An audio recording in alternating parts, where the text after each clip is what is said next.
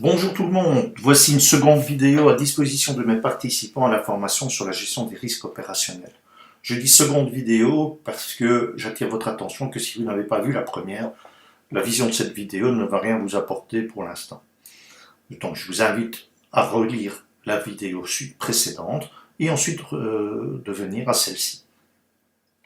Il s'agit maintenant de présenter l'approche de US Information sur la maîtrise des risques. Je vous souhaite une bonne et agréable vision.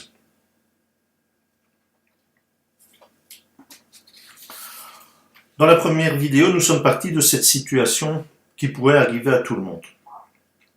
Elle est censée être humoristique, enfin, on pensait, parce que si réellement vous avez vécu des situations pareilles, il n'y a rien d'agréable de nettoyer de l'huile qui coule dans un tiroir ou sur le parquet.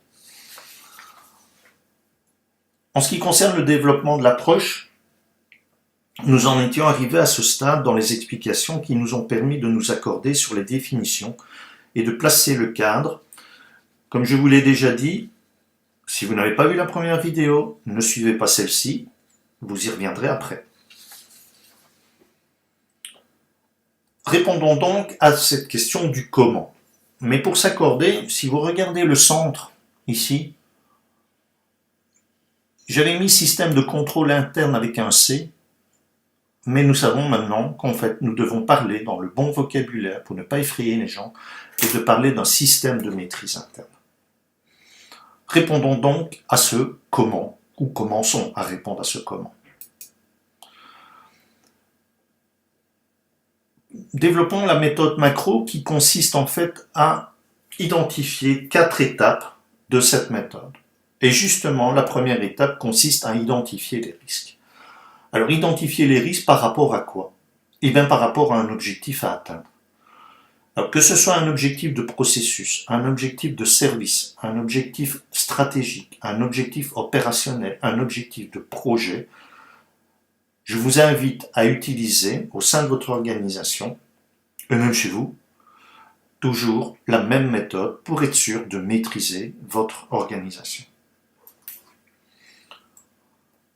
La deuxième étape consiste à évaluer le risque. Alors là, les gens du terrain, les gestionnaires, ont beaucoup d'informations qui permettent de dire ça, de permettre d'évaluer. Cependant, vous allez voir qu'on fait une évaluation par rapport à des critères bien définis. Troisième étape consiste à décider. Décider en fait de l'état du risque. Soit il est hyper important, on fait tout pour éviter ce risque-là, soit il n'est pas très important, et on va le laisser comme ça, on va vivre avec. La quatrième étape consiste à mettre les actions de maîtrise en place. C'est à partir de ce moment-là que vous pourrez dire que vous commencez à maîtriser votre organisation. Je rappelle pour ne pas faire peur que maîtriser une organisation, maîtriser un processus, maîtriser un projet, ça ne veut pas dire que tout va bien. Ça veut dire que vous savez exactement où sont ces modes de défaillance. Deux choses dans les étapes, c'est que vous remarquez que le petit rectangle que je viens de placer ici, ça c'est un travail qui se fait avec l'équipe. C'est participatif. Le chef d'équipe, le responsable du projet, le responsable du processus, avec son équipe, va identifier et évaluer les risques. C'est eux qui connaissent le fonctionnement de l'organisation. La deuxième étape de décider et de mettre en place les actions de maîtrise qui seront proposées par l'équipe, c'est une décision du management. Ça, c'est deux points qui sont hyper importants. C'est pour ça que tout ça est vraiment participatif. Voyons d'une manière microscopique la méthode et les outils qui sont mis en place. Ah, vous voyez que déjà, il y a un petit peu plus de choses à mettre en place, mais on suit toujours une logique. La première chose à faire, c'est de déterminer un objectif. Un objectif à ce que vous voulez faire. Un objectif à votre service, un objectif à votre institution. Et de là, vous allez utiliser l'abréviation SMART. Alors, beaucoup de vous, chez vous, connaissent l'abréviation SMART. Je vais le rappeler quand même. Il s'agit de déterminer de manière spécifique ce que vous voulez atteindre, de manière mesurable, de manière atteignable, acceptable, donc que l'équipe accepte cet objectif, réalisable vous disposez des moyens pour y arriver, et si pas les moyens, vous pouvez vous les fournir, et de manière temporelle. Nous verrons dans un exemple, dans la définition de cet outil-là, que ce n'est pas toujours évident, mais c'est super important. Déterminer les catégories de risques. Alors, des risques, on peut en avoir dans tous les sens. L'idée, en fait, c'est de se servir au départ des piliers d'une organisation. Les fameux 6M d'Ishikawa. Nous y reviendrons plus tard. Ensuite, vous devez identifier les risques par rapport à la catégorie. Si vous faites de l'identification de risques par rapport aux moyens mis en œuvre, alors vous regardez les moyens et vous identifiez tous les risques.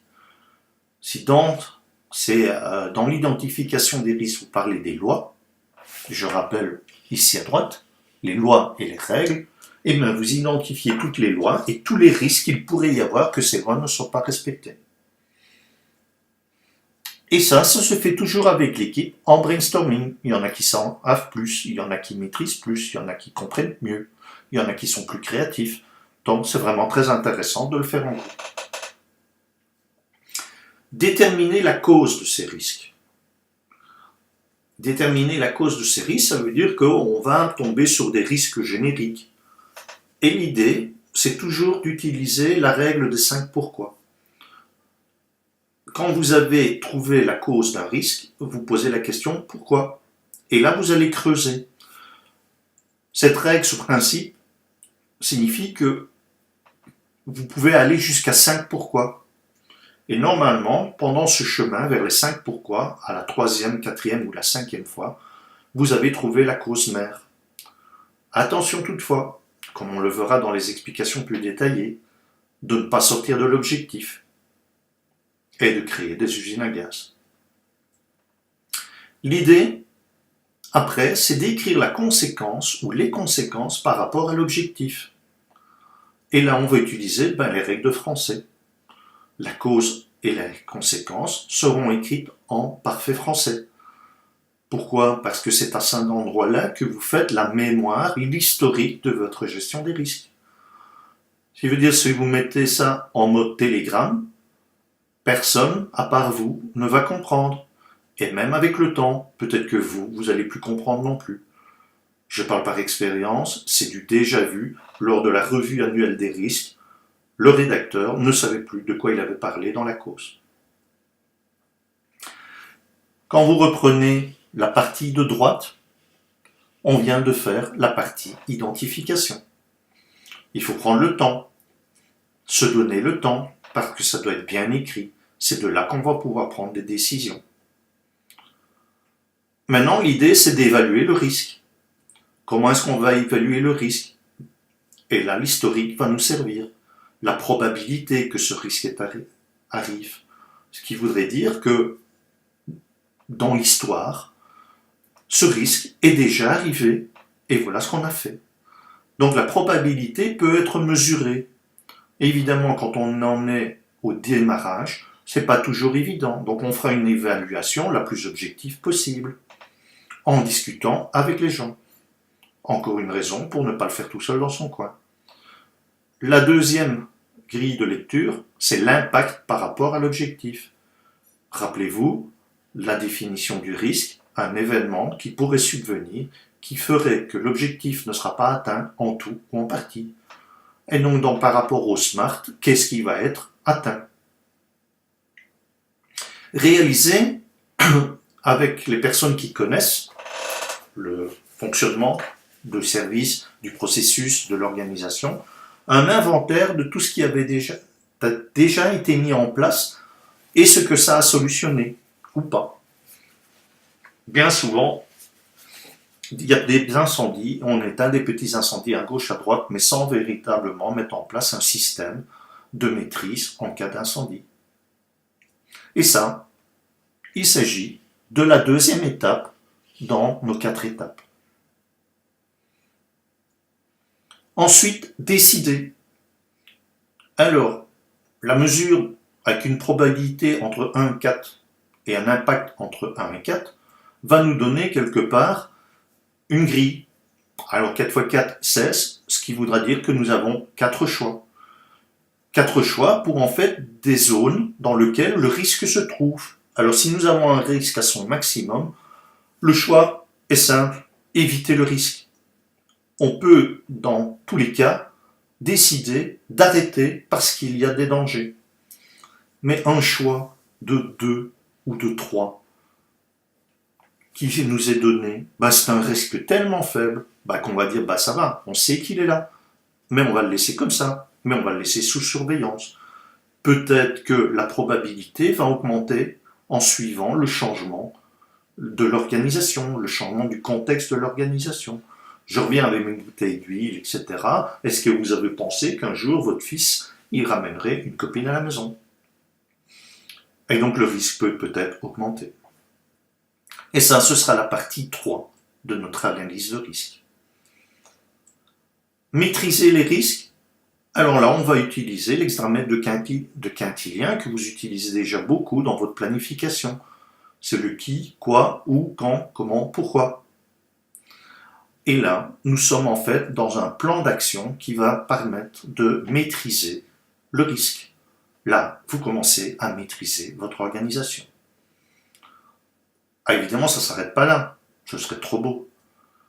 Mais il faut suivre. Et ça, c'est un rôle du management. Déléguer le plan d'action, mais suivre le plan d'action. On va suivre quoi? Le plan d'action. Mais aussi tout ce qui est risque résiduel.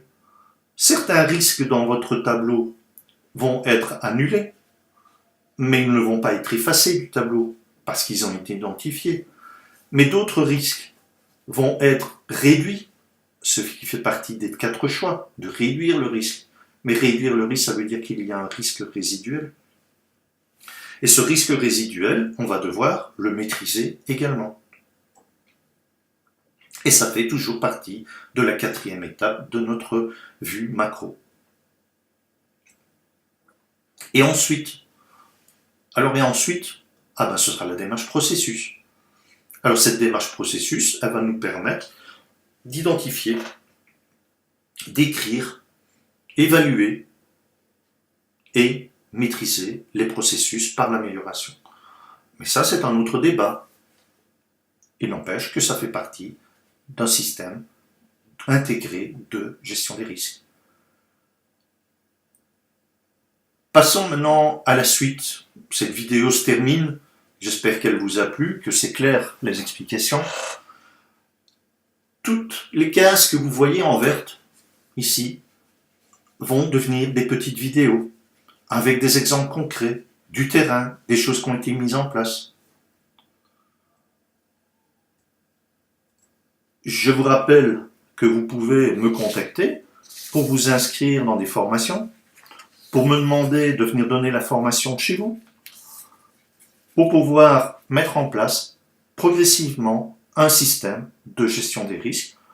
Allez revoir la présentation de US Information dans laquelle je vous explique d'une manière, je pense, très claire comment je procède à l'accompagnement de mes clients pour la mise en place de la gestion des risques, mais pas que. Dans toutes les formations, je fais faire ça.